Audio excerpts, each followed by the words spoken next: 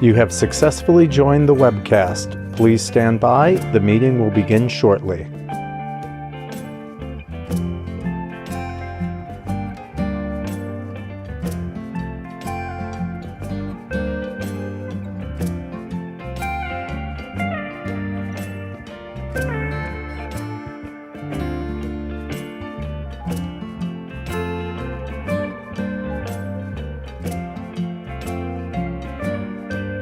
You have successfully joined the webcast. Please stand by. The meeting will begin shortly.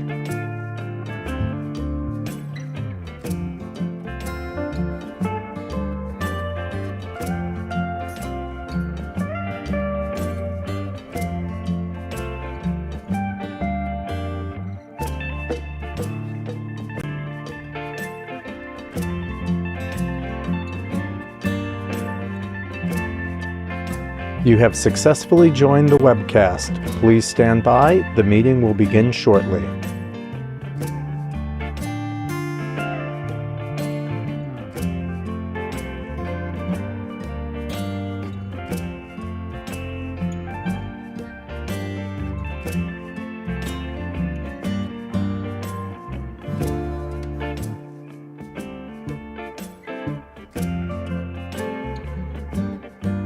You have successfully joined the webcast. Please stand by. The meeting will begin shortly.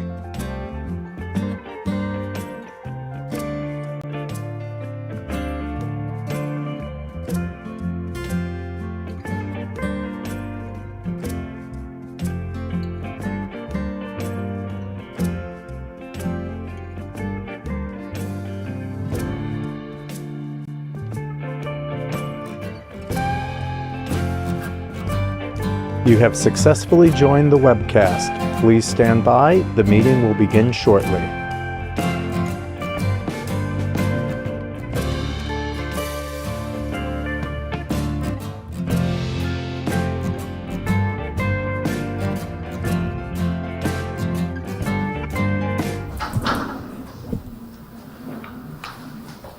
Okay. Welcome to the Village of Wappers Falls second monthly meeting of the Mayor and the Board of Trustees. Today is Wednesday, June 28th. Please stand for the pledge of allegiance. I pledge allegiance to the flag of the United States of America and to the republic for which it stands, one nation, under God, indivisible, with liberty and justice for all. Please remain standing for a moment of silence. Peter Chanella passed away recently. During his life, Peter served his community in many ways. He was a volunteer firefighter with S.W. Johnson Engine Company No. 2 for over 55 years. He worked part-time for the Dutchess County Sheriff's. He was a village trustee and police officer, and subsequently he was appointed village justice, and he was a good friend of mine. Thank you.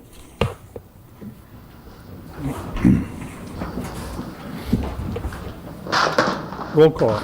Mayor Huber. Present. Trustee Nicholas.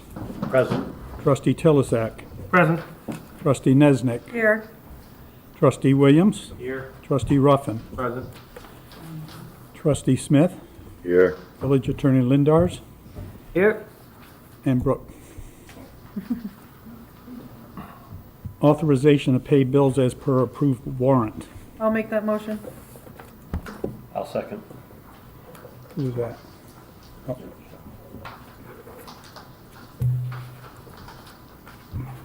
All in favor? Aye. Aye. Opposed? Carried. Flock up first. Want to do that first? Okay. First on the agenda is going to be Flock safety. flock safety. Good evening, board members and mayor. Thank you so much for having me here this evening. My name is Gwen Saltel. I am the territory sales manager for Flock Safety, and I'm actually proud to say that I became a Dutchess County resident as of 5 months ago. Moved here from Buffalo, so really excited to be here and looking forward to less snow. So today we're going to talk about Flock Safety. We are a public safety solution. We're going to specifically focus on our license plate reader technology, but just wanted to let you know that we also offer live view cameras. We also offer gunshot detection, which we have deployed in the city of Poughkeepsie right now. And we also have a software interface where we are able to integrate other technologies that the police department has in order to pull everything into one interface. But again, today we're going to focus on the license plate technology, which you may hear me refer to as LPR. So we're going to talk about how we're able to deliver proactive and investigative leads into the hands that matter, giving the police department the ability to clear cases quicker. So I always like to start out with our founding story. Our CEO, Garrett Langley, was living in an HOA in Atlanta, and there was somebody terrorizing the neighborhood. He was breaking into vehicles, stealing packages off the porches, and Garrett got a really good picture of the vehicle, the suspect's vehicle, on his Ring doorbell camera. He turned it over to the police department, and they basically laughed at him because it was all they could determine was that it was a blue sedan. They said there's probably about 1 million blue sedans in Atlanta, so we can't really do anything with this.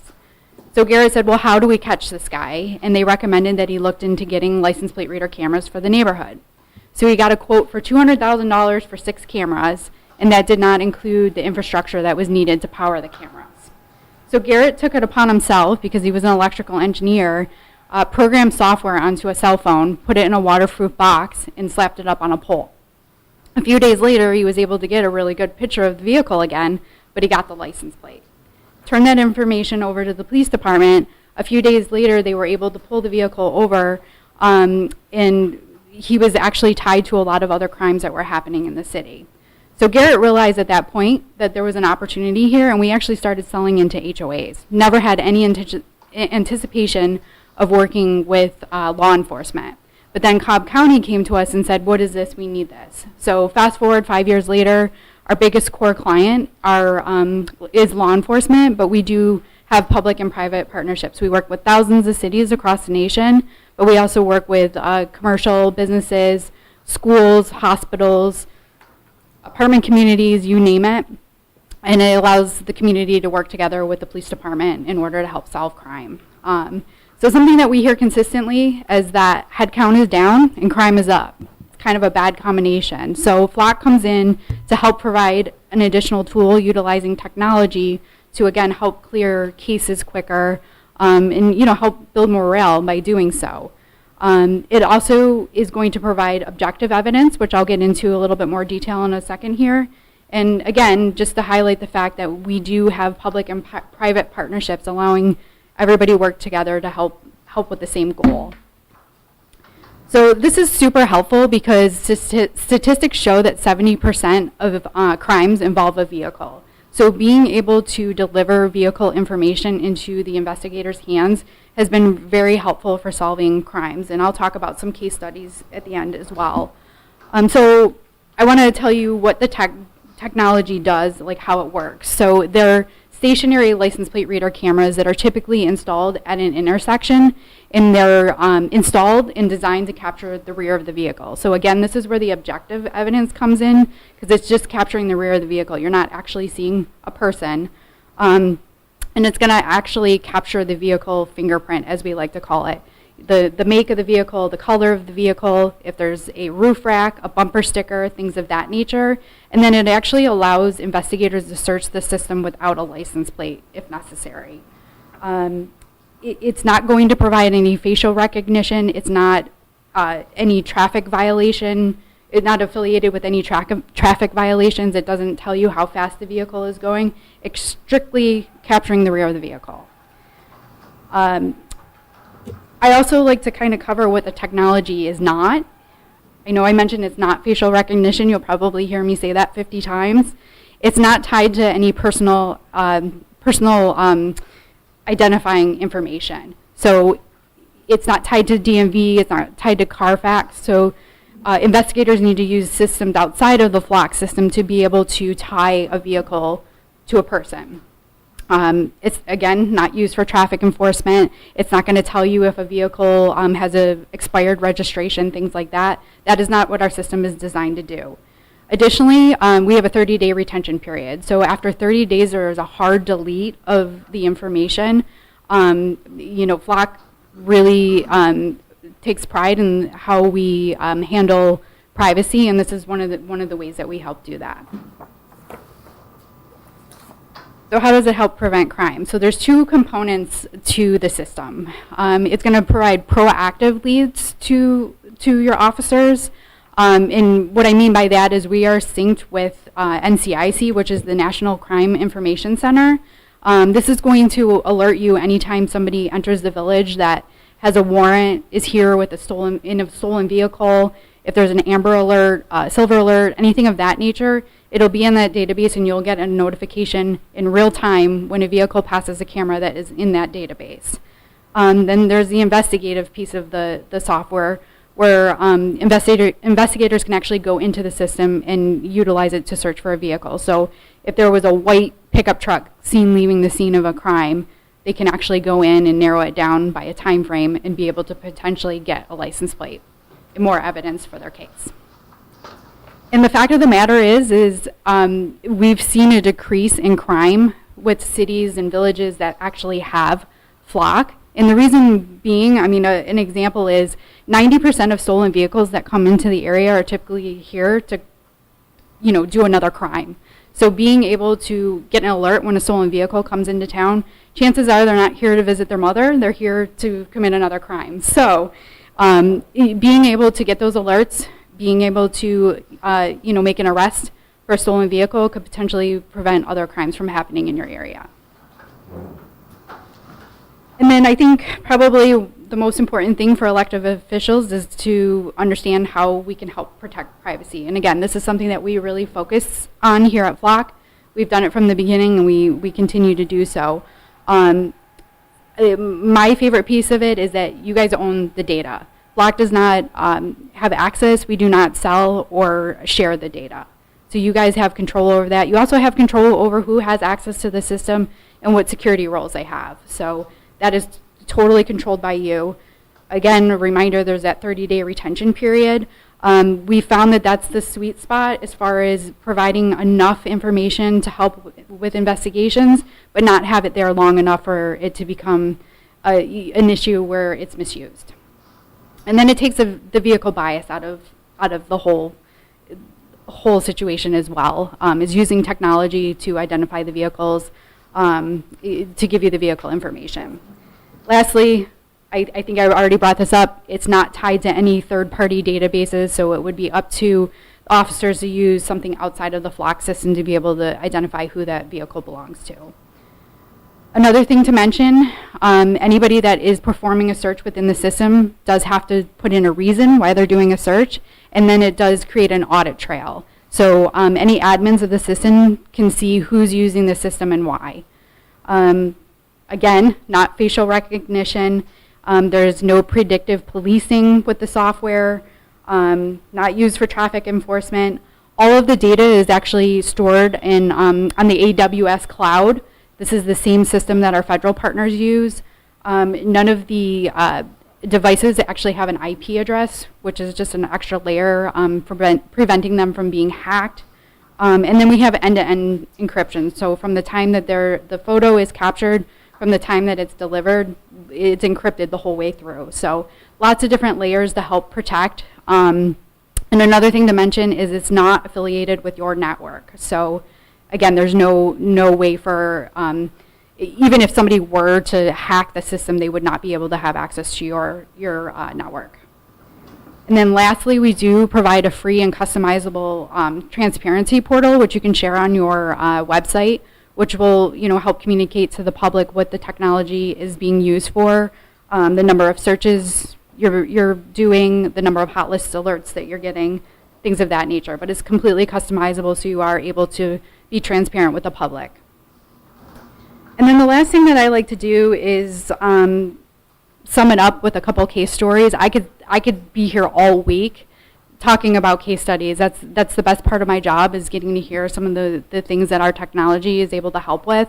But one of my favorite case studies is a stranger-on-stranger abduction that happened in Chamblee, Georgia. A woman was walking down the street with her child in a stroller, and a black pickup truck pulled over and snatched the child out of the stroller. And I don't know if you guys are aware, but typically a stranger-on-stranger abduction has a very low solve rate. So the woman was able to provide to the police department that it was a black pickup truck. That is all the information she had. She was not able to get the license plate. So they immediately were able to put a black pickup truck into the flock system. They created a custom hot list alert. And as they started getting images of black pickup trucks passing by a camera, the mother was able to identify that that vehicle was the one. Now, the suspect thought he was being smart and he kept changing out the license plate, but it didn't matter because we had that image, or they had that image, and they knew who they were looking for. A few hours later, they were able to locate the vehicle, they were able to make an arrest and return the child to its mother within a few hours. So, love hearing that story, or love telling that story. But I'm sure you all have heard of a notable homicide that happened in the city of Poughkeepsie. They were able to actually grab the vehicle information off of a surveillance camera. It was like a red sedan. They were able to put that into the flock system with a very specific time frame, and they were able to narrow it down to 4 vehicles. So if you think about all the red sedans that you probably see just going to the grocery store, to be able to narrow it down to four vehicles, and then from there they were able to identify their suspect. I was actually just speaking to the analyst at Dutchess County today. She says she probably uses the system the most for larcenies. I know there's a Home Depot nearby. That's actually my Home Depot. So that's a great example. You know, if a white pickup truck is seen leaving Home Depot, that's all you need to put in the system to start narrowing your search down. So that's really all I have. Does anybody have any questions? Who has access to retrieve data? That's totally up to you. It could be just investigators, it could be just the commissioner, but anybody that does have access to the system needs to be CJIS certified, so someone in law enforcement. And then if they see a vehicle, they can pull data off it and keep it more than 30 days, or does this, okay. Yep, they have the ability to download any of the information to keep it for part of the case file. This is not a car-based system. This is mounted somewhere. Correct? Yep. And the notifications are real-time? Yep. Yep, there's usually like up to a 10-second latency, so. Where is that notification sort of go? Would it go to a computer at the police station or the? Yep, so we have a software platform. Everybody has their own username and login in their own security roles. As long as you have access to the internet, you have access to the program. And you also have the ability to get text message or email alerts. So, but somebody on patrol, if they have MDT in their vehicle, they can also access it from there. Okay, and that's right in 10 seconds later. Mhm. They're going to get it on their cell phone or on their computer. Yep. Yep, it's a really loud, obnoxious alert. What other municipalities in this area? So in Dutchess, we actually just started installing cameras yesterday for the sheriff's office. The city of Poughkeepsie is up and running. The town of Poughkeepsie is on deck for install. We're just waiting to get their permits back. Beacon, and then we're in process with a bunch of others. And this is a countywide, initiative that we are working on.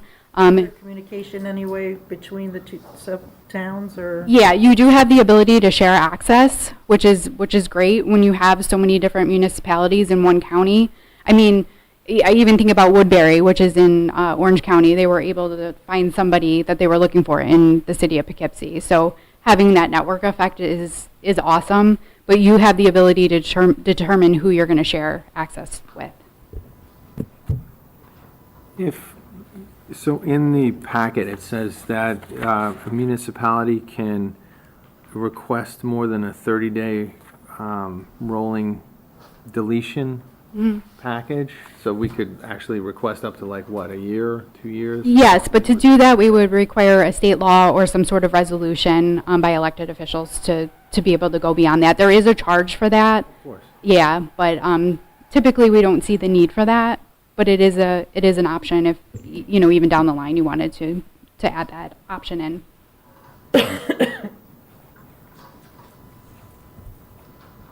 Any other questions?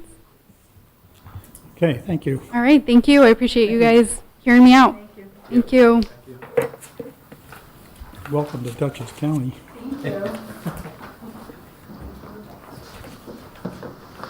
Board, I'd like to just say that we're going back in these meetings to where the second meeting of the month is strictly discussion.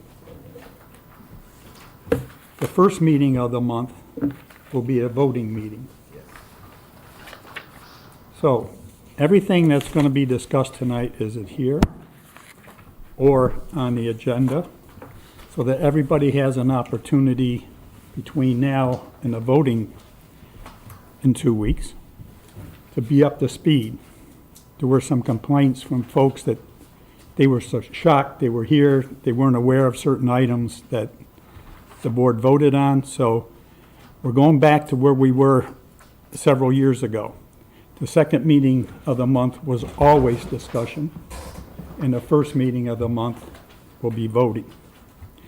So the first item on the agenda tonight for discussion, we have a letter dated June 16th from Mackey, Butts, and Wallen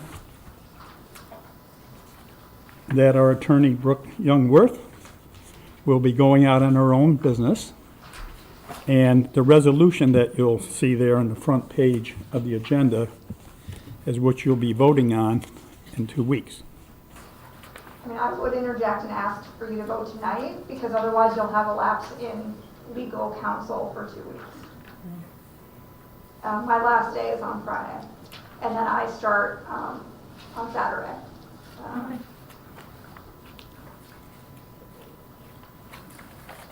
I would recommend that the board entertain that resolution. There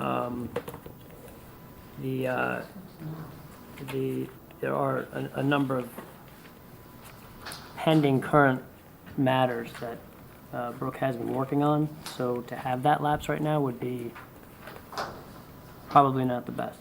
So I would recommend that the board entertain that resolution. We need a motion to make that? We also have a second vote on here through a resolution as well. For a constable, which I think is also time sensitive as well. Which one was that? On page 3. On page 3. And we actually already discussed that, I believe, in the previous meeting. So what I would recommend is this. There is a current set of rules and procedures for the board. That set of rules and procedures needs to be revised. It needs to be amended, and it needs to be passed by resolution.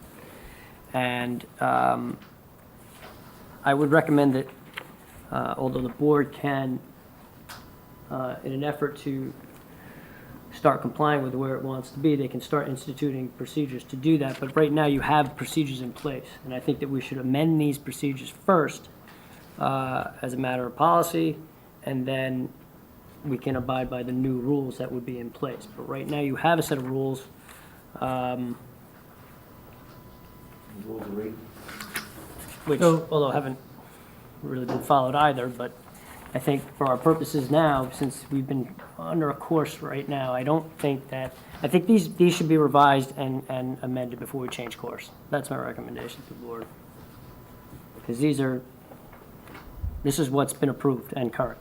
I feel that we're always all over the place, and we had to play catch-up for a week, and I think this week, this meeting, there was really no hectic time for the board, for our John, Jennifer, Deputy Mayor, and myself. We had to sit down and look for answers for stuff. If we discussed everything at this month, or this week's meeting, in 2 weeks, we just do everything. I understand that you're pretty time sensitive, and I would probably recommend that we do that one. But I think it's easier if we just go about this route. We discuss it, in 2 weeks, it's the same stuff you're voting on.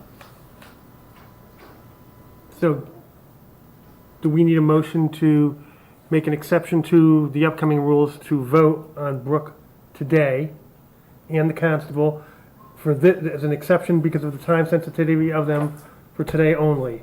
Well, is the constables, I can't wait like 2 weeks? The only reason, Mayor, is that we need court security for July 5th. So if we vote him tonight, I can have him there for July 5th. If we wait till the next meeting, it'll be beyond the 5th, and it's going to create an issue for me for court security on the 5th. And we've discussed the constable position in previous meetings. I think we didn't discuss it.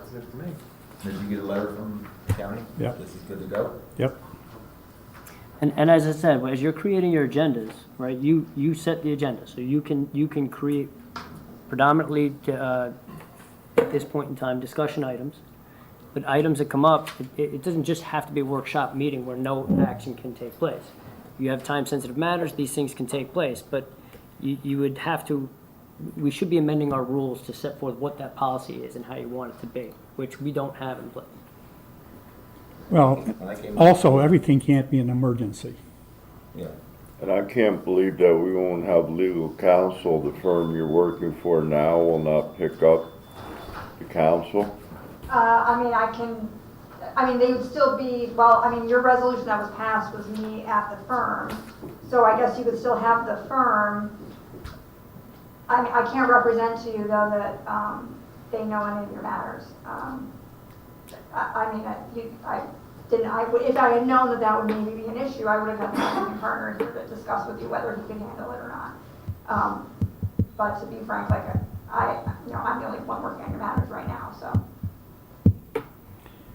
All right, so, I make a motion that for this occasion, based on the time sensitivity, we authorize the continuation of our legal counsel for this matter. okay, I'll read the resolution. There needs a second, and, There's a second? I'll say that. John Tilishek.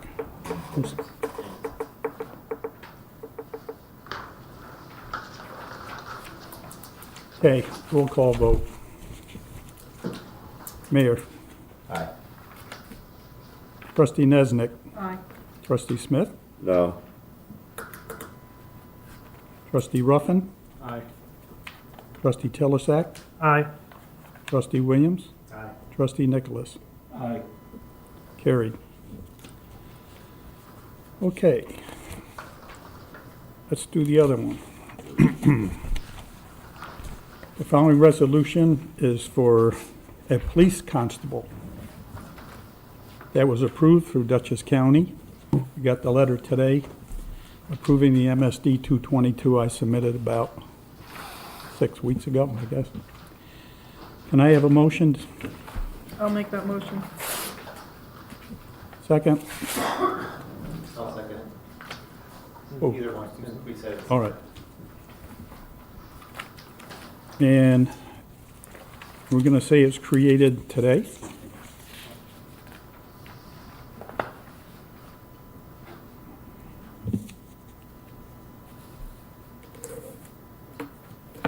At the following, what rate? I believe it's $25.99 an hour, which is what we double checked that. I'll just put it down. If it's different, let me know. Roll call vote. Mayor, Aye. Trustee Nesnet, Aye. Trustee Smith, Aye. Trustee Ruffin, Aye. Trustee Tilisak, Aye. Trustee Williams. Aye. Carried. Missed me again. Ooh. I'm always missing off on one of these, Oh, but I'll say yep, aye. sorry. All right, the rest of the, There was a secondary resolution, I think, submitted on that actually had the numbers and everything in It it. did. Yeah, that, it just didn't make it into the packet. Yeah, I think the commissioner sent them. It is in fact $25.99. Yeah. Okay. the rest of the meeting is all discussion. If I may just interject one, as far as the rules of procedure that we have, what I can do is, upon authorization of the board, is I will create a new draft of resolution, of rules and procedures for the board. So that you can, and I can get, I can get a couple different models, and we can circulate them so you can see how you want them. I know, Mayor, speaking with you, what you're interested in, how you want it to be kind of structured. But I do think that these, the rules of procedure that are currently in place have to be amended to accommodate what you want to do. All right, cameras, that's Yeah, field. I can, if the board, someone should authorize me to actually do the work for that. Does the board want to have, first of all, does the board, like this way, the discussion on the last Wednesday of the month, and then we can vote on it on the regular business board meeting? It doesn't have to be that rigid too. There's ways that we can draft them, where the concept is that you want to preserve the workshop meeting for discussion items, but doesn't only have to be discussion items when that's the only thing you do and there's nothing else that can be done.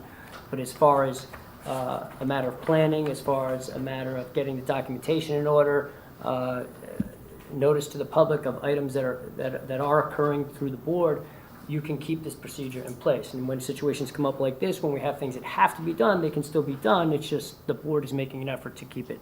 Well, what we're trying to stop is 5 resolutions last meeting, and none of us knew Correct. anything about them.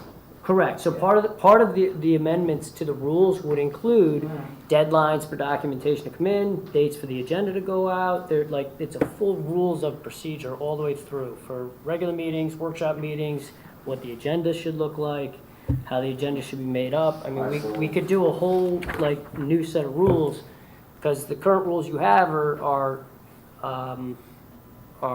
inaccurate.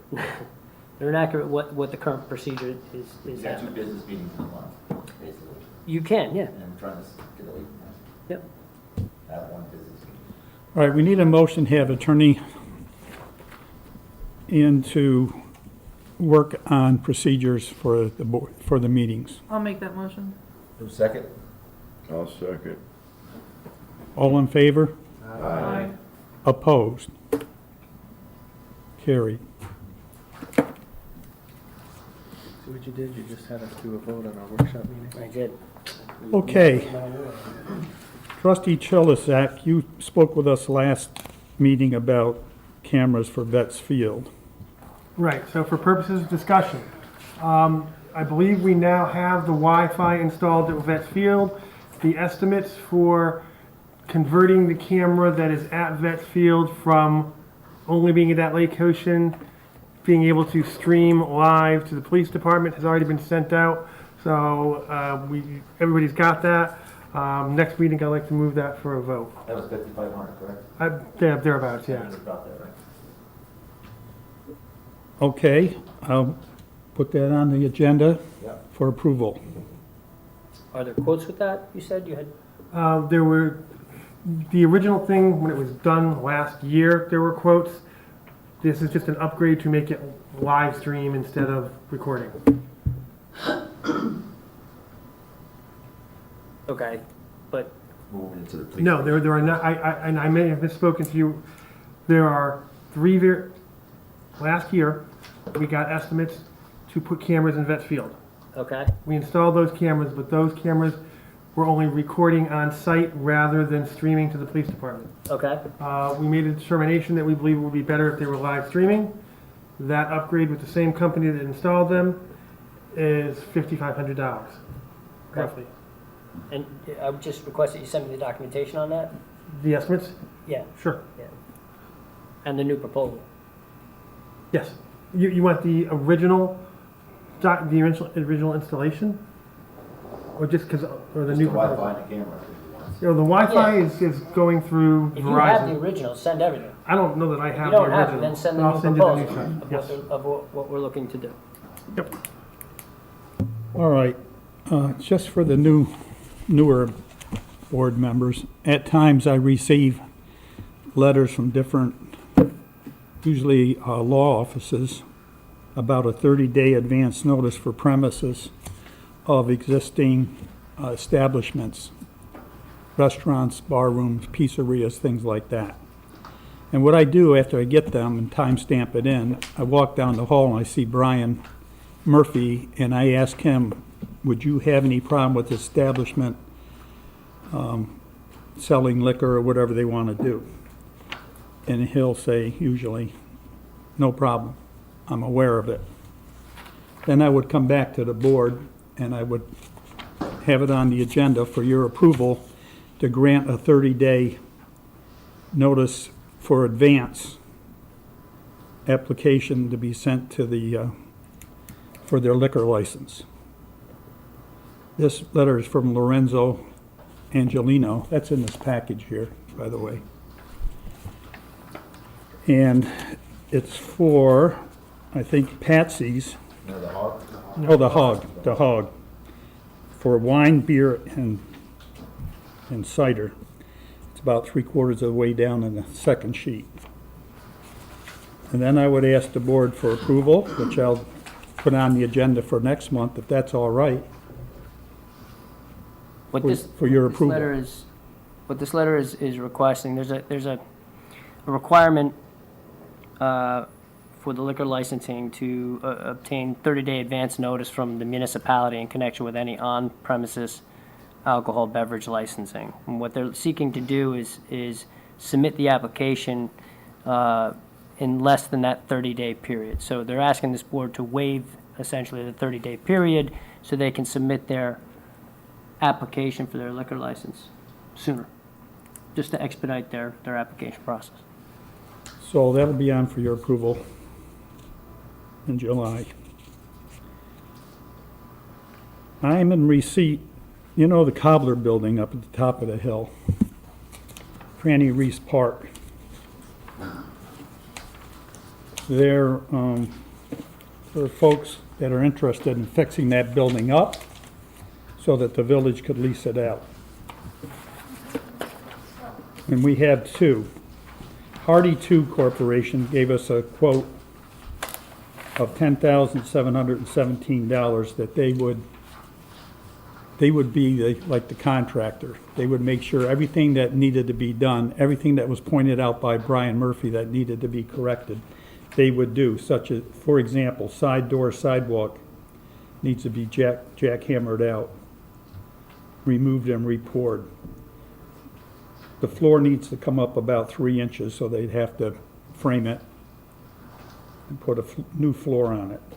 It's got broken windows, repointing brick, bathroom didn't conform to the ADA rules, and so forth. Then it was brought to my attention from trustee Tillersack that he also got a quote from another company that will pretty much do the same thing for, what is it? How much was that, John? $48.76. However, the one I got did not include the sidewalk work, which is the first item on the handy too, because I was not aware of that. Okay, so I'm just bringing that to your attention because they brought it to my attention, and we're not going to move on anything until we understand what we totally are going to have corrected that Brian Murphy had a problem with. I do think this is something we ought to look into, because we have 2 buildings at the village owns that aren't being occupied, they're just sitting there. And the more they sit, the more stuff's gonna go wrong with it. If we occupy these things, they will break. All fixed. I thought that was all fixed up. You put a There's a couple handicap door, things. you put the air conditioning, and all that. and Yeah, there then was a couple other things that they didn't fix. So It did- now we gotta It finish. didn't have rails in the bathroom. They got to put rails in the bathroom. And the floor in there is probably the original floor, and you could fall. It's not horrible, but it needs to be repaired. Needs to be level with the doors, a lip, Yeah, and Oh. raised floor, How big is the inside? 9 by 12? probably. yeah, not very big. And all this has to be done for that? I mean, years and years. It- It's a public building now, so now you have to bring it all up to code and handicap accessible. And we do have somebody who is interested in renting it. We have had people who've expressed an interest in renting it. For a long time, or these month things? No, not month to month. There's a woman who wants to put in I think it's an aesthetics place, I'm not quite sure. Soul Music wanted to go in there. I have about 5 that want to go in there. There is an interest in people in renting it. Nail salon. And I want to confirm that that would be our long-term goal. I agree. Yeah, We no, should no move- month to month, just rent. And we should rent it out. Let somebody bring Years, some 2 money years in. or whatever. Right now, we're just putting stuff in the window so it's not empty. That's not the long-term goal. That's just to make it look decent. You get money back in, you'll pay the bill. And you got a boathouse we gotta do. There's a new roof, building that sits there. John, do you want to get another quote? A revised one? Yes, I will ask him to get us a revised quote with adding that in. All right, I'll put that on. Yeah, there's one, this one. This is right behind. We'll move that to July 12th meeting. No, you go, No. here. We'll talk about it. Pass it. Again there. Oh, you want it? I was gonna put it on the Thank you. discussion meeting at the end of All right, it. yeah, do No, that. maybe not. All right. Well, if John gets that during the month. We'll discuss it again at the end of next month. Yeah, the pages are all weird. Okay, so quote one, quote two. Okay, So I would, Doesn't it say 3 quotes? yeah, I mean, 3 quotes. as far as leasing, building, the municipalities leasing structures and buildings, there's legal implications to that we would have to explore. There are issues with, I don't know much of the history behind this, but we can talk about it, if you can send me information on it, and then we can figure out getting quotes and what we can do next with it. I have a draft lease that was made up by Craig Wallace. All right, I'm in receipt of some documentation for a memorial recognizing the late John Regan. And in this handout are a rendering of what they want to do there. The picture on the front with John with his bass guitar is what's gonna be etched onto the marble bench that you're looking at on the next page, with a saying that he always would say is that all you can take with you is what you have given. And then if you go to the next page, where, and my fingers are not working again, the next page where the little X is underneath the tree, that is where John used to sit for all the concerts in the park when he was in town, if he wasn't out playing himself. So that's where they would like to put it. I can't see a problem with any of it. It's solid granite. It's gonna last forever. If they come with enough money, it might be a set of 2, side by side. As it gets closer, they want to have it done by October 28th. That would have been his birthday, and it happens to fall on a Saturday, and they want to have a memorial there for him. And his wife told me too, if there's any money left, they'll plant a tree behind that where there's just a dead stump that's been there for years. So I have to run it by the. I think the park commission would like that. And the zero. Right, I have to run it by the parks, and if park committee doesn't have any problem with it, then I'll bring it back in July to approve it at the next village board meeting. I think this is what they were looking for. Something like this in the park. Something a lot better than a wood bench. Yeah. I know they didn't want a big rock. That came up at the rec meeting with the members of the park committee, so as long as they're on board. Yeah, as long as they're on board. You check with them and have a meeting and. Yeah, report now back to us. that I have the paper, I can have the meeting. Okay. Sounds good. Thank you. Mm-hmm. Okay, next item that we have on the agenda. Okay, so last meeting we tabled, it wasn't really a proposal as much as it was a work in progress of a local law. The local law, in the interest of saving money, local laws unfortunately do cost money not only to make, but also to enforce. the law we were looking at enforcing really had two parts to it. And you have to break up those parts and unpack them. Part A of the law was to enforce a site plan, essentially, which is, again, I can't say it's being violated on camera. I will say it is allegedly being violated at the 1671 Route 9 Plaza, whereas trucks are not following the specified delivery route. And the mayor and the village clerk and the building inspector, that's Brian Murphy, have all received complaints from a village resident that trucks are not entering from Route 9 South.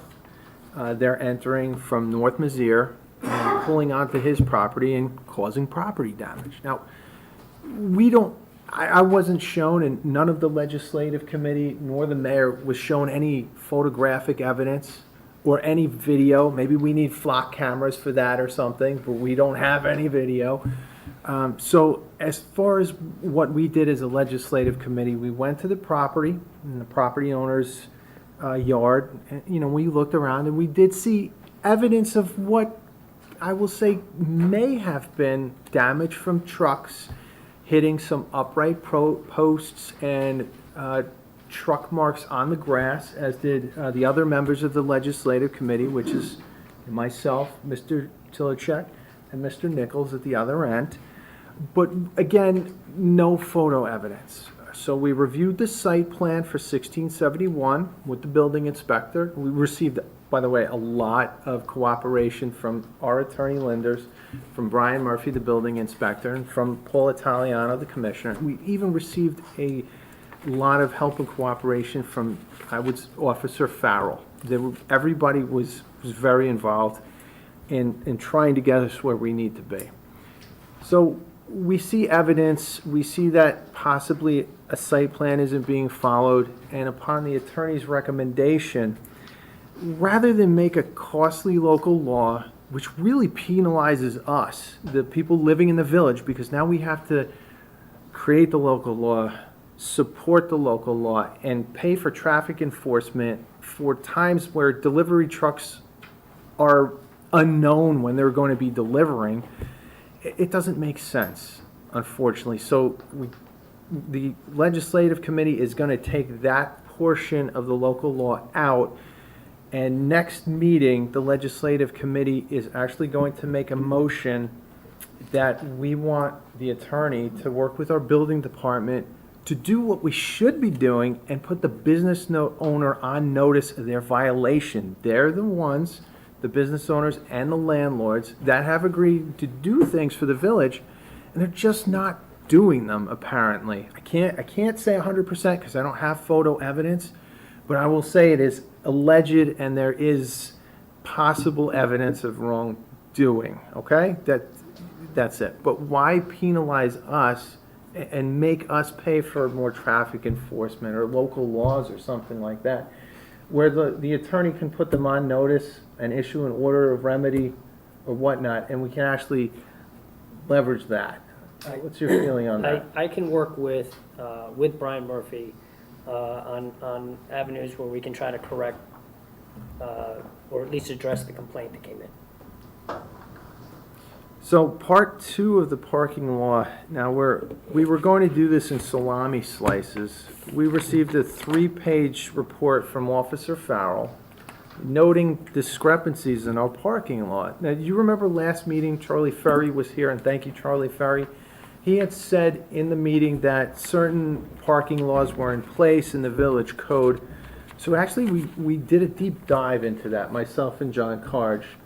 We looked into all the traffic laws, and there is a lot of discrepancies. Like on Mill Street, for instance, you've got posted signs that have conflicting designations of 4-hour parking, 15-minute parking, 2-hour parking. You've got East Main Street with signs that say, you know, no parking on one side, no standing, but, you know, which side is it? How do the police enforce it? On Dutchess Avenue, you have several signs that say no parking on the side of roadway. Yeah, all different discrepancies, so we'll be putting that together as not like a salami slice, but a comprehensive law plan to just clean that all up and make it enforceable. We were also working last night with Paul Italiano, the Legislative Committee. We were talking about ways to make the Franny Reese parking lot enforceable, because again, at Franny Reese, you know, time and time again, the Harveys on Hillside have said, I think, Joe, you had said, and other village residents have said that there's cars in there overnight that shouldn't be there, all right? The parking permits, and John Tilichek brought one last night to the meeting. Go ahead, John, you want to say something? No, you go ahead. No, it's okay. I was informed by something by John Carge earlier that we may have changed some of my understanding of the enforcement last year. Okay. So we should talk about that. John, how did we change the Franny Reese enforcement in the parking lot? Did we stop doing overnight parking last year? No. You'd said we did, when we spoke, you said we only did the overnight parking during the snow ordinance. Correct. So what we had talked about is, now that things are getting more congested in Church Street, last night, just so everybody knows, doing the overnight parking for the entire year, but as I understand it, there's only one parking permit the village has for both, which could be used on either, go ahead. You're talking about the sticker. The sticker, yes. So one parking permit and one sticker that could be used for either the Franny Reese parking lot or on Spring Street across from the Grinnell Library, that lot there, which is also permitted parking. Or Mill Street. Mill Street, okay, and Mill Street. Or Reservoir. Ooh, and Reservoir has a, oh, I see. And behind the American Legion. Oh, the American Legion I know about. So what we should do, again, Paul recommended this, the commissioner, is have different color coding and also serial numbers for each sticker that are, again, referencing the particular license plate. Otherwise, you could basically just, I don't really want to say this on camera, but you could replicate the existing parking sticker somehow and then sell it to other people and, you know, nefariously commit a crime and get away with it completely because we have no way to track it. But we're going to fix all that. So please don't do that, people. Well, I think if you have limited parking permits per parking lot, You're right, and parking this way the village knows how many permits are out there. parking permits can't exceed the allowable amount of spaces. You can't have 17 spaces and issue 50 parking permits. It's just not going to work. That doesn't benefit. Why couldn't you? Because again, we want to change it from snow ordinance only to overnight parking. And again, with Church Street, do you want to get the calls in the morning? Hey, I bought a parking permit, there's no spots? Because they're going to come to you. They do come to me. And I tell them to go to Mill Street. And Mill Street? That's where I tell Okay, them to so go. that's actually a good discussion point, because what we were thinking is to have permit parking and people assigned to a spot. So if there's 17 spots on Mill Street, there's 17 permits on Mill Street. If there's 20 spots in Franny Reese, then there's 17 permits and 17 stickers for Franny Reese. Not like, oh, you're screwed, you can't park here, now go there. Isn't there Well, any we gotta watch, because parking? some of these cars are over, they stay forever. And now you got new businesses coming on West Main Street. And those cars, they need a place to park to go to the shops. So are you talking about giving parking passes to, say that one more time? I'm sorry.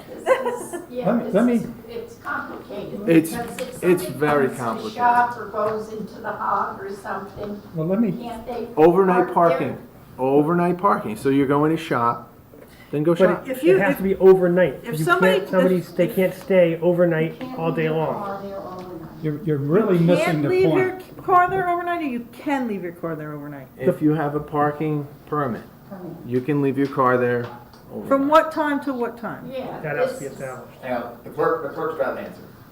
First of all, you're missing the point. The stickers were only assigned to people who have absolutely no parking. No driveways. Landlords don't provide them parking. It's only for them. And it's the clerk's responsibility to ensure that when they come to me, that I know the village pretty well. And I ask them, where do you live? 2698 West Main. I know they don't have parking. Well, you can have a permit. Well, I have 2 cars. Well, you can only have 1 permit. Go over to the VFW and rent from them. That's what I tell them. Now, you want to change it to give a permit to everybody, whether they have parking or not? That's not right. No, I think what he was saying. It's a discussion point, John. So, And to answer your question, the overnight parking stickers are only for overnight. We should have, as part of this, something that says overnight parking is, I'm going to just make up the hours, from 9 p.m. to 9 a.m. You can't leave your car there from 9 p.m. to 4 days later, taking up a spot. You got to move your car eventually. you have to move your car. How we achieve that, I'm not sure, but that should be part of the conversation. We don't want to rent 4 spots to somebody. We don't want to rent spots to people outside the village. But we do want to make it so that people know where they're supposed to park. Like, you have a space. You can't tell somebody, like, you know, an little old lady, John, well, you know, I don't know, that Franny Reese was all, well, I sold you the parking permit. Oh, you got to go park. I get, maybe you could try by the boathouse. Like, I don't want to do that to village residents. I don't think that's fair. You know, to sell 25 permits. as of right now, but it's going to be more in the future. Parking is only going to increase. Demand for parking here in the village is only going to increase. I totally agree with what you just said. So, and I think that we should definitely start this conversation and get all of our spots that we have together and really think about how it best fits the village to utilize those spots. Well, maybe you should suspend doing any permits until you have that all together. Well, I don't think you need to The permits, suspend. right now, How long do they last for? they only last during the They're only curfew for- period. Right, for snow ordinance. So right now, it doesn't December even matter. 1st It's a to mood, April. it's a mood issue. We've got For right Is there a charge for those permits? No. We should charge something. Right, we're just giving them away for Offset free, the cost. too. And this, as village residents, are just paying to support these lots. Without the snow ordinance permit, anybody can go in and out of there and park. Okay, so about the snow ordinance Well, wait, also. Okay, go ahead. Yes, anybody can go in, but for right now, you can park overnight anywhere. Right. But when the snow ordinance is in effect, you're not supposed to park on the streets. So that will segue into what you're saying. Let me ask John, do you have any complaints, or do you just issue permits and so far everybody's happy? Yeah, pretty much, everybody comes, they know, same people pretty much every year come It's a in for their permit you're permit. not paying for. What's not to be happy about? Well, other people maybe not getting, they're not getting Right, spots. I mean, you're getting a permit for free. What are you gonna complain about? It's free. Well, too bad. Well, the other argument that I have is, what landlords are collecting rent on West Main Street and not providing parking for their tenants. And we're giving it away for free. Well, that's not right either. I agree. That's because the Come on, village guys. will have all the But isn't landlords. that, isn't that zoning, when you wanna have an apartment building, you have to have parking for your tenants. Correct. Yeah, I did, I gave up a Same thing. backyard You for go to it. zoning, right? Yeah. And you have to have a place, how can they not have any One place spot for their cars? per There's bedroom. some places on West Main Street that don't have any driveways. No, I know. But the landlord should be, when they go with the site plan, the landlord should be told, you have to provide parking for your tenants, and you can go over to VFW, I think it's 100 a month or 200 a month, they can park there. I had to put in, when we bought my mom and dad's house back in '86, we had to put in 2 parking spots for our apartments, 1 bedroom. That was in '86, so. When the site plans go to the planning board, they're Or half going, now. the site plans go to the planning board, one of the first things they do is they're going to say whether or not they can bring these buildings up to compliance. And so a lot of probably what's happening is that buildings that are out of compliance haven't applied for any sort of site plans in who knows how long, and therefore don't need to be brought up under compliance because they're pre-existing, but as soon as if they wanted to do an addition on there, then they gotta go to the planning board, then they would have to be brought into compliance with whatever parking laws exist at that particular time. Right now, it's one per one unit. In the future, then there'll be more, but that's not the case yet. I don't know exactly what the code says on this particular issue, but is it 1 car per bedroom unit? One and a half? And how are they, so is there some consideration being taken for on-street parking? There's probably a formula or some sort, I'm guessing. I could be wrong. Any new stuff has to be car and a half, you have to provide your own parking. But these places that don't have it could be grandfathered in under something else. Correct. But to go to the accomplish that, Now you have a couple buildings on Main Street that are getting redone. Thank you. Does make West Main look nice again? But these places were occupied for years, so now we have more parking. We got more storefronts that are coming in, so. I even say to the applicant, let me understand this. You rented an apartment knowing you didn't have any place to park. Well, it's the same thing like over Oak Tree, when the snow ordinances. Those people know when they bought those townhouses, they had a parking spot in front of their front door. Then all of a sudden they want to be able to park on the road because they have 3 cars. Mike, if I can help you with any of this. Oh, definitely, You know, and that's why I was in your office. I've been dealing with this for 21 years, so I've got some historical memory. I appreciate your email the other day. Thank you for that. And John Corish has been very helpful too in letting me sit in his office and read his big book of laws on several occasions, which I'll tell you, it really, beefs up your arms. It's like lifting 50-pound weights. Thank you for that, John. Ian had wanted to say something about the comprehensive plan.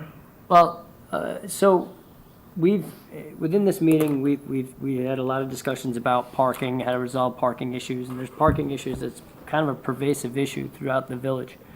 And instead of trying to address these issues piecemeal with one area at a time, it may behoove the board to consider a comprehensive analysis of parking within the village and develop a plan of attack in such a way to address many of these issues, because from the discussions that we've had, it sounds like one street has 4 or 5 different parking times and laws on it, so it's very hard to figure out where I'm supposed to park, how I'm supposed to park. It's extremely confusing to hear it, at least for me from the first time here. But we did discuss a couple potential solutions. Parking meters, Commissioner had offered as a potential solution, which I think is something that the board may want to consider. But I do think there should be some sort of global analysis of the issue because it's pervasive in many different areas. So well, I agree, but one of the reasons we started this was at Mill Street.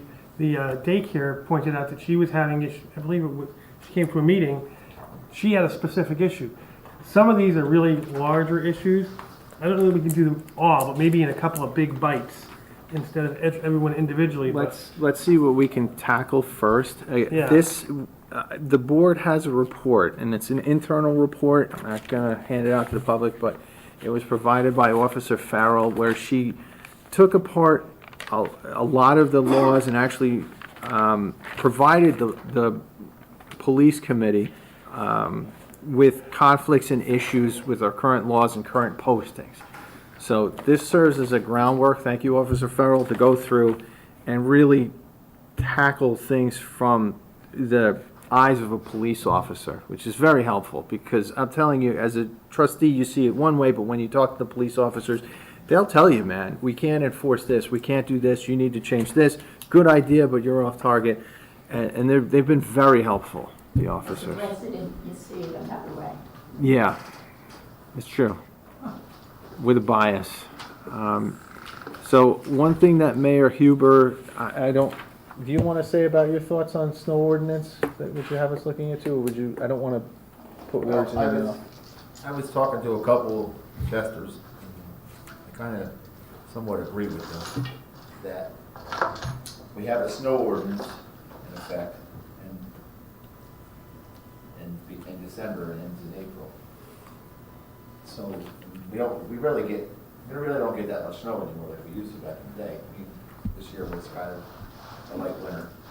If we lifted this, I don't know if I should say lift the snow ordinance, but I'll say lift the snow ordinance, but only have it in effect when it snows.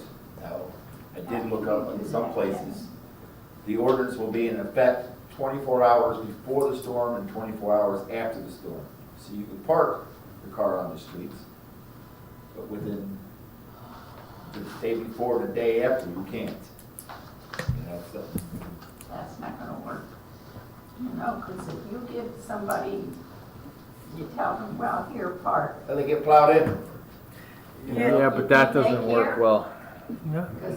They're gonna have to get towed or something. I think you have to outweigh the benefits of what that would bring to us as a village for not having, for being able to park on the street for 5 months as to the one or two people that won't move their car when they know that there's a snowstorm coming for the one or two times that we. There are other cities that do this. City of Beacon does it, City of Poughkeepsie.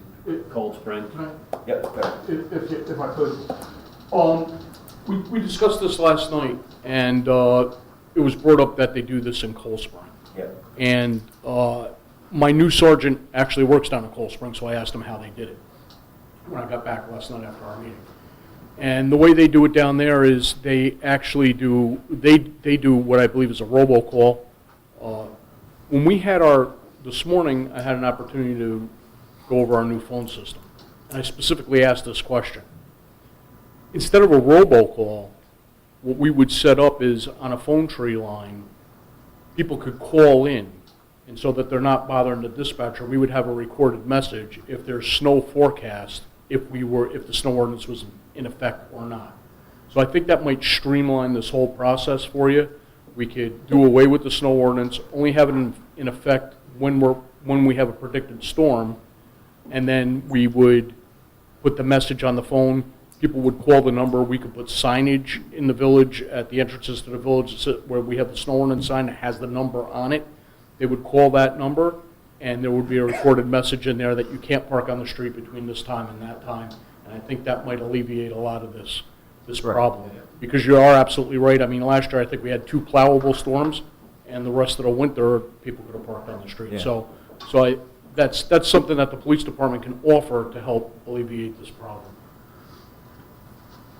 There's also a thing that you can utilize to find out when the schools are closing. It's called cancellations.com. Maybe there's something that could be on that, and then people can either sign up to get a text or they can get an email for free. Yep. If you pay for the text, you have to pay for that. So maybe the rules can be around if the schools are closed because of snow, you can't park in the street. Well, schools close an awful lot when there is no snow. Yeah, so it'll be a little bit more, they can park sometimes and not always. Something to look into. We can. Yeah, it is something to look into, yes. If you're interested. We can always post it on our social media. And as far as Cold Spring, I once got a ticket, so I know they ticket. I came in from Georgia the night before the I storm. think we beat this one. Got ticketed. All right, moving along. So yeah, for next, do I need to put on the next meeting agenda, the vote for approval for Ian to work with the building department to put this property on notice? Okay, all right. So let's do that. 1671, I'm gonna send an email I out. think I made a note to do that. Route 9, 1671, Route 9. Okay. You're going to be asked to approve a change order number 1 for Contact that did the Route 9 sewer project. If you flip to this email I got from our village engineer, Todd Atkinson. I just said. You'll see where he says, while change order 1 was already approved by Mayor Serino at $95,851, the actual work came in at $122,610. And that's because it was an estimate of how much tonnage of dirt was gonna be taken out. And it turned out to be a lot more than what they initially projected. And the village engineer agrees with Contact. So at the next meeting, you'll be asked to approve change order 1. We need a resolution for this. Well, change order 1 was approved, this would be change order 2 then. This would be for the difference. My question on this, is this the one that KC screwed up and are we going after him in No, any way? this is on Todd. After the change order, we put Todd in charge in case he's out. So we have an attorney working with us on this also, Dan Adams. Dan Adams. That is going after KC? So we agreed upon paying this, we had the dirty dirt down at the holding station down there. Right. We had to get rid of, that was tarped correctly, that came from. We are completely, totally, absolutely finished with this now. That, we pay this, we're done. Well, no, you're not done. No? No, you gotta pay, after this one is paid, you still have 2 more. Wow. Requisition 3 and requisition 4. But this one, the issue with the dirt and all that. Yep. Yeah. And then Paved, still we've have got, Todd's you don't have to bill. worry about the heat. Okay. You still got Todd's bill after that too. What's Yeah. that? Still have Todd's bill after. Oh, yeah. You got Dan Adams' bill We got too. Dan Adams too. This particular one is the difference between these two numbers? We're looking at The here. difference, Is it the difference or is this an additional? I believe it's the this difference. is the total between- cost for the change order for removing the dirt, the soil. So the change order is for 122, it's not, so they got paid for the The original one change, the plus. total change order is for Right, so that's in 122,610. addition to the, In in addition to the original 95. cost, yes. Oh, yeah. And if you look at the tonnage. Oh, no. I don't read it as that. No, the actual cost now is 122,610, not the 95,851 agreed to. So we've already Right. authorized the So it's 95, yeah, authorized the additional 27,659, 27, whatever that is. Yeah.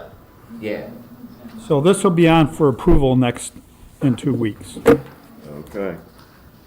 All right, discussion for a new full-time hire for the water department. Mayor. So, we have Mr. Ensign as a, seasonal worker, and we had a meeting last month, the water board meeting. He, met one of his credentials, Met them all.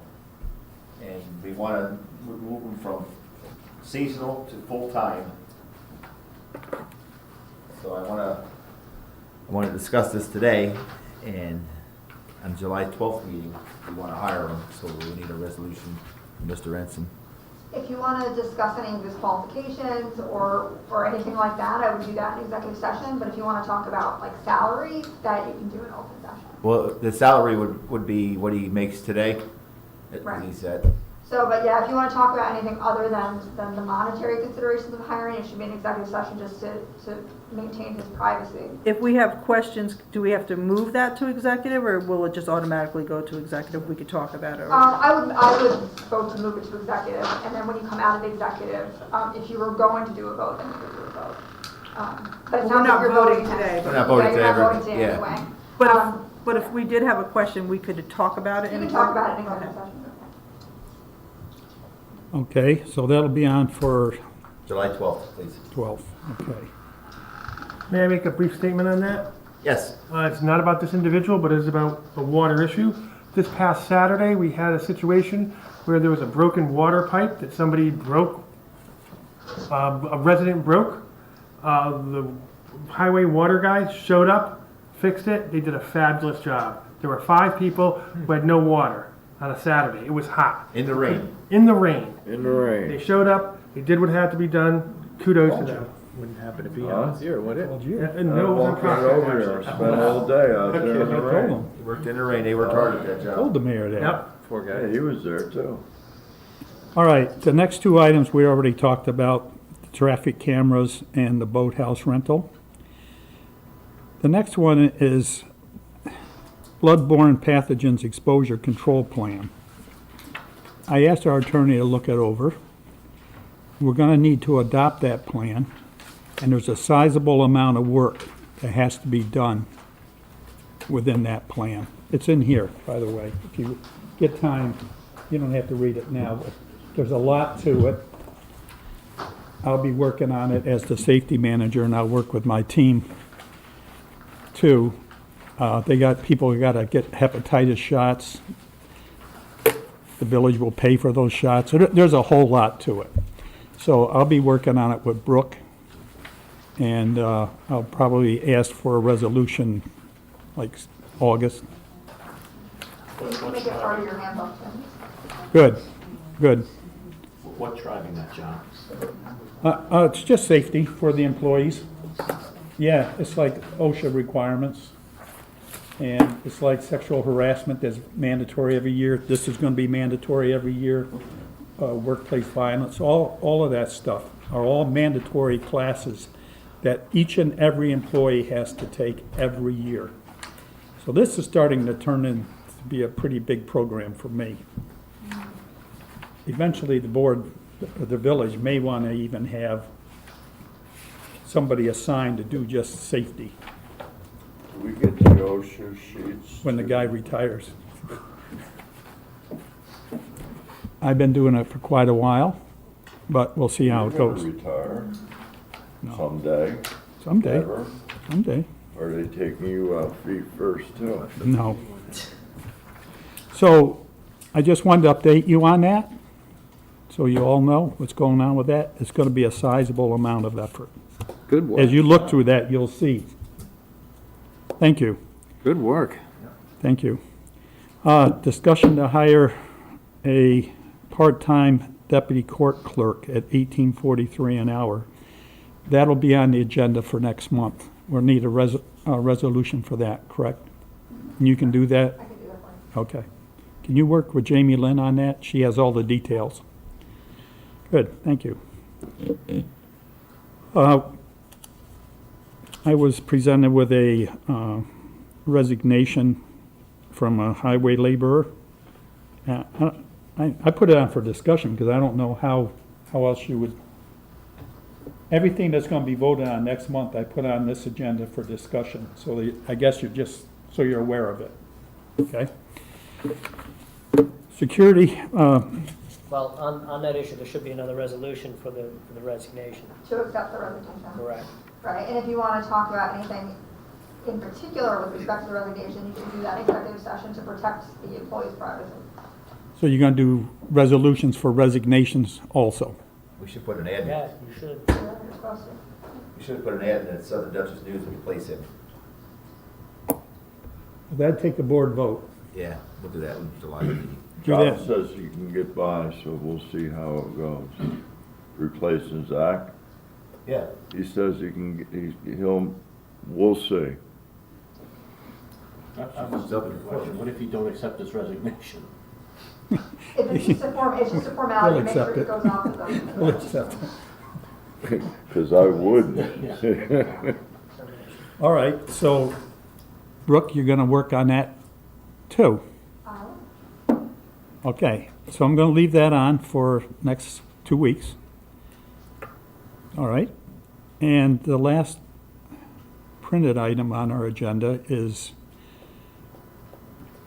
there's been complaints from folks across the creek from Franny Reese Park about kids hanging out in the amphitheater at night, making noise, playing music, doing all kinds of things, probably unmentionable things. And the police commissioner suggested that we have an automatic lock on the gate at the top that's run by a clock. So at a certain time, it'll unlock in the morning, say 10 or sometime, and then afternoon at 4 or 5, it'll lock automatically.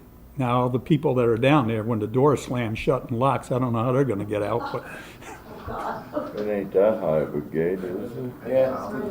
yeah. But I think that's a good idea. I think maybe a spring, I like the spring idea. Well, you would need a spring as well to keep the gate shut. Yeah. Right, And right. I mean, the lock thing is, The automatic lock, and listen, the technology is out there, so you can open it from the inside to get out, and you can't open it from the outside to get in. You know, I mean, so nobody would get locked in the park.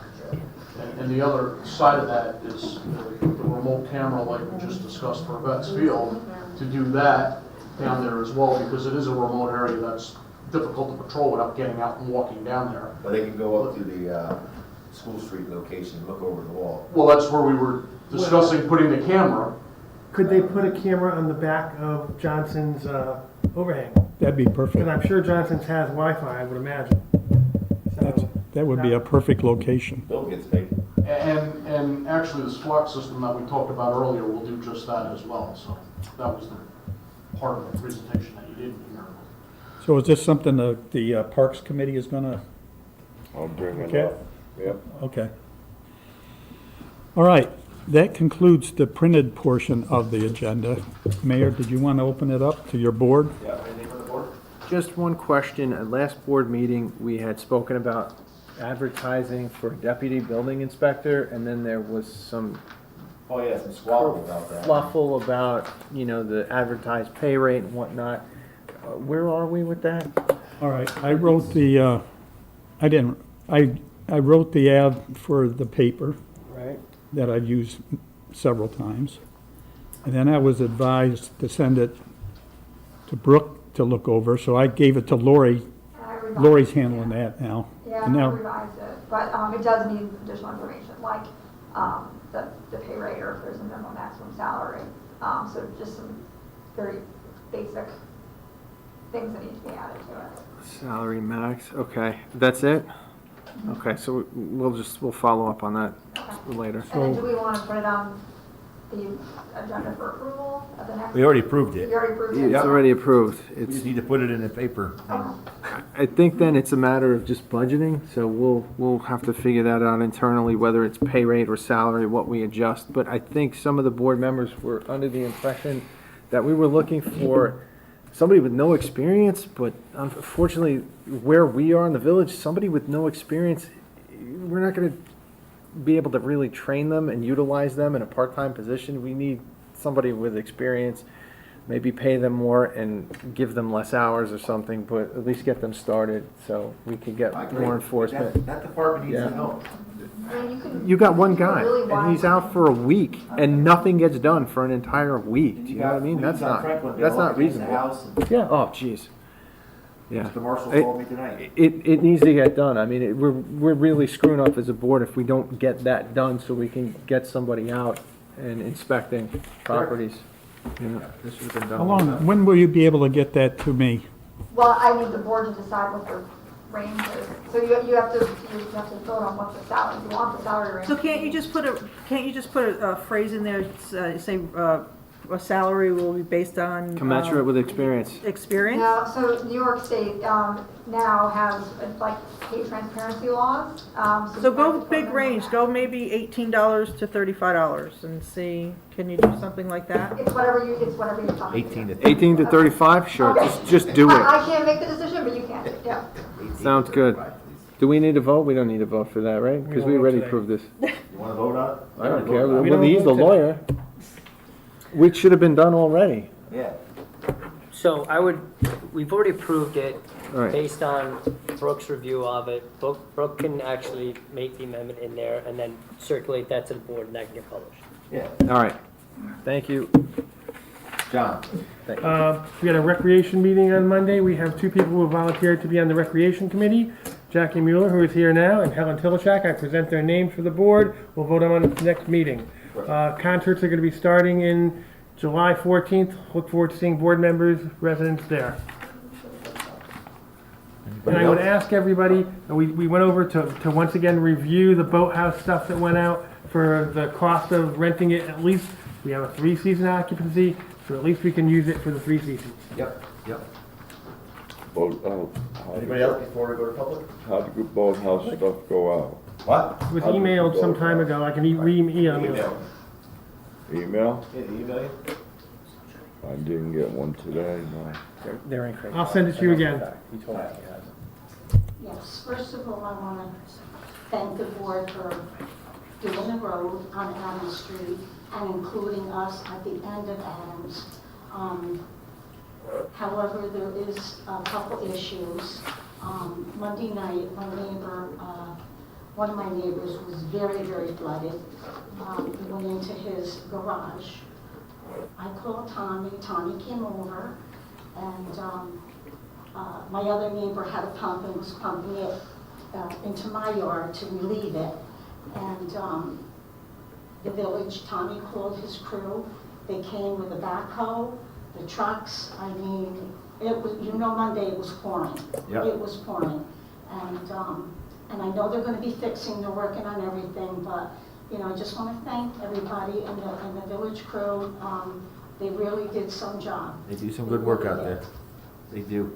Yeah. Will not disagree with you on And that. like I said, they're working on correcting a couple little issues, and the road looks great, believe me. This was the quotes for the village hall. Anybody else?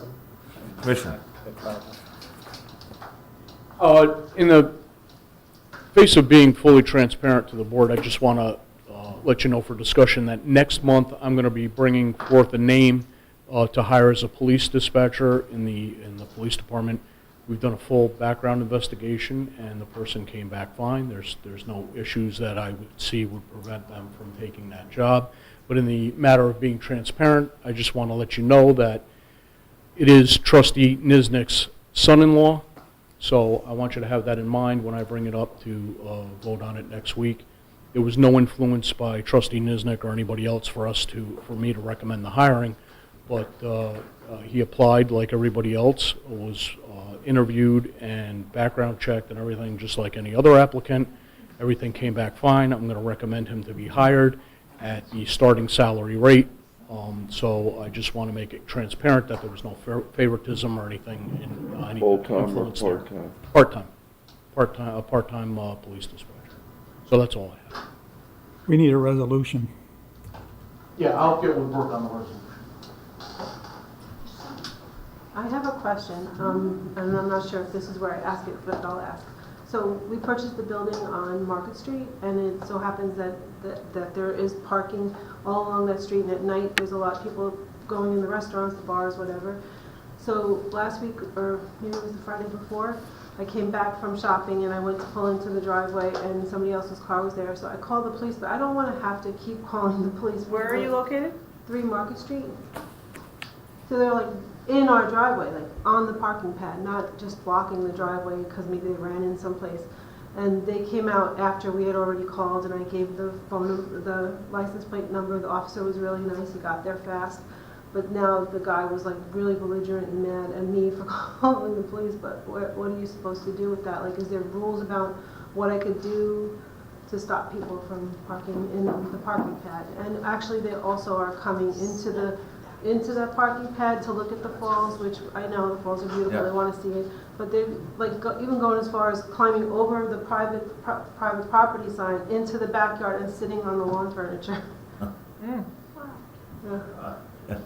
I don't know what to do with that. I would recommend that you address that issue either with the mayor directly outside of the meeting, Okay. because it's a personal complaint, so. Okay. Anybody else? All right, can I have a motion to go into executive session? I'll make that motion. All in favor? Aye. Opposed? Carried.